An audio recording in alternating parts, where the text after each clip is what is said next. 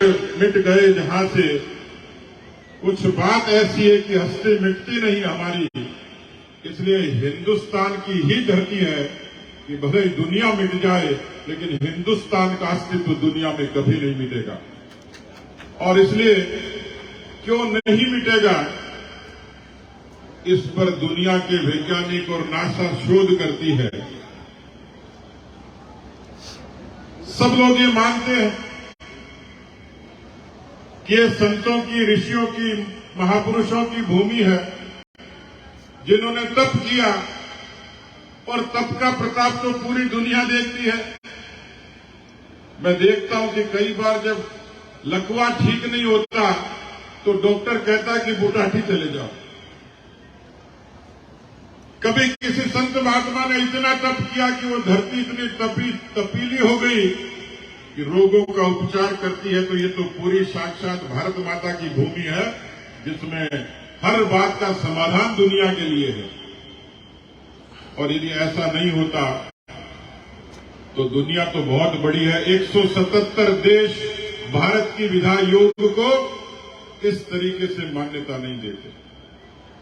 भारत की आस्था की ताकत है, इन माताओं बहनों की उन भजनों और गीतों में ताकत है।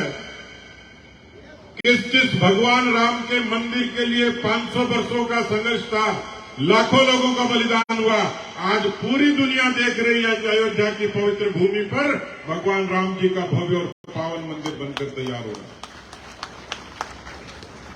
ये नागौर की धरती, जहां 36 कौम के लोग जब इस धरती पर, क्योंकि यहां जो लोग बैठे उनके भी पसीना आ रहा है, लेकिन इस धरती का 36 कौम का किसान जब हल चलाता है और उसके परिश्रम से जब पसीना गिरता है तो ये धरती अन्नपूर्णा होती है। उसी किसान के घर में 36 कौम में पैदा हुआ कोई पांचू राम जब सीमा पर लड़ता है तो इस भारत मां की आन बान शान की रक्षा होती है।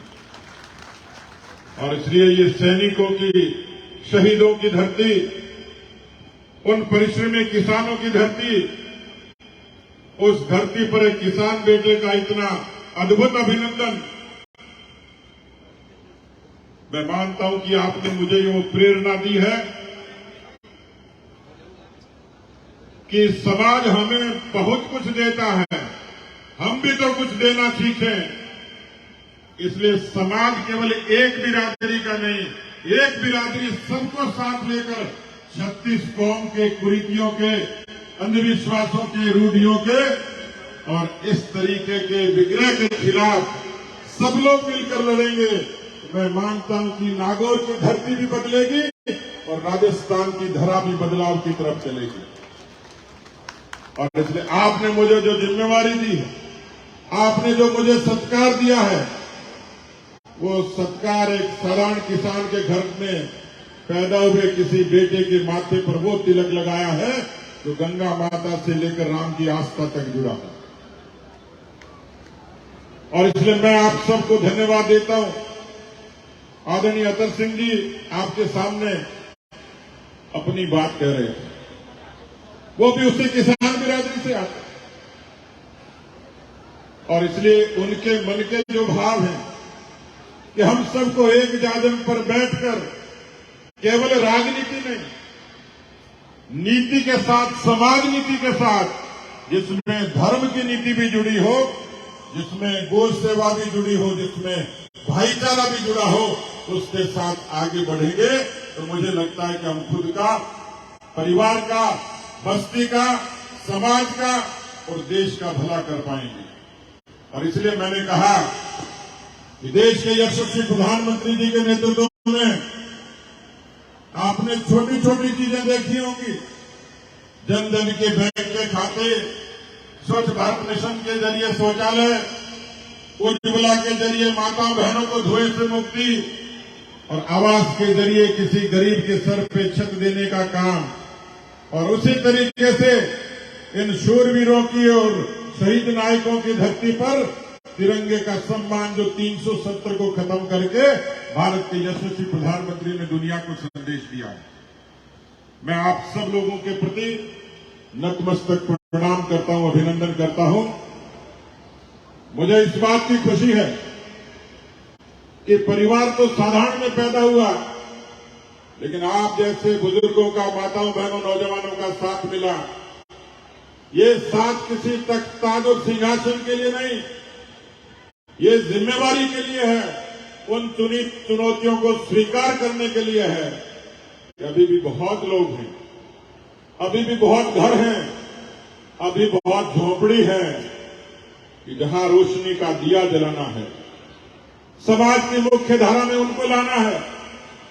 अभी बाड़मेर और जालोर में बाढ़ आई, मेरा मन किया मुख्यमंत्री जी तो उड़न खटोले पर चले गए, लेकिन उड़न खटोले से बारिश के बीच में, बाढ़ के बीच में किसी किसान के, किसी महिला के, किसी गरीब के, किसी मजदूर के आंखों में आए हुए आंसू नहीं पहुंचे जा सकते, न देखे जा सकते, क्योंकि किसान के घर में पैदा हुआ था। ये जज्बा डीएनए में है, खून में है, पसीने में है। इसलिए मैं उन किसान भाइयों के बीच में, मजदूरों के बीच में चला गया। सरकार को झक मारकर उनकी मदद करनी पड़ी। ये जिम्मेवारी मुझे समाज ने दी थी, ये चुनौती लेकर काम करना शुरू किया। मुझे वो सौभाग्य मिला भगवान राम की उस पवित्र भूमि पर कार सेवा के लिए दोनों बार जाने का, कश्मीर के आंदोलन में शरीक होने का, और काम करते करते पार्टी ने मुझे जिम्मेवारी दी। तो उस जिम्मेवारी को मैंने इसलिए स्वीकार किया था कि राजनीति सिर्फ नारों की नहीं होती, राजनीति सरोकारों की होती है।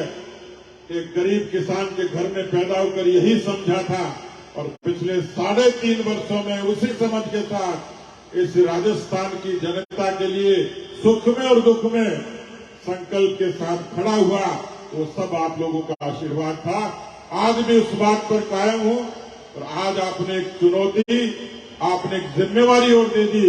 मैं इतना ही कह सकता हूं कि हम सब लोग धर्म के प्रति, समाज के प्रति समर्पित हैं। जब तक मैं रहूंगा, मेरी कलम और जुबान संगठन के लिए, विचार के लिए, समाज के लिए, 36 कौम के लिए, उनके बदलाव के लिए, उनकी सुरक्षा के लिए, उनके सम्मान के लिए चलेगी। इतना निवेदन आप सब लोगों को करना चाहता था। बहुत बहुत धन्यवाद, क्योंकि इतने सारे लोग मंच पर साक्षी हुए। हमारे तमाम इस क्षेत्र के प्रमुख लोग, हमारे सरपंचगण, हमारे प्रधान, हमारे पूर्व विधायक, हमारे पूर्व प्रतिनिधि, पार्टी के सभी पदाधिकारी, समाज के भी मैं देख रहा हूं कि अलग अलग सभी कौम के, सभी रंग के लोग हैं। मैं आप सब लोगों को एक बार फिर से बहुत धन्यवाद देता हूं, जिन लोगों ने मुझे यहां कर इतना बड़ा आशीर्वाद दिया। ये आशीर्वाद मेरे लिए पूंजी का काम करेगा, ये आशीर्वाद मेरे लिए ऊर्जा का काम करेगा। मैं आप सब लोगों को एक बार फिर से नतमस्तक प्रणाम करता हूं। धन्यवाद।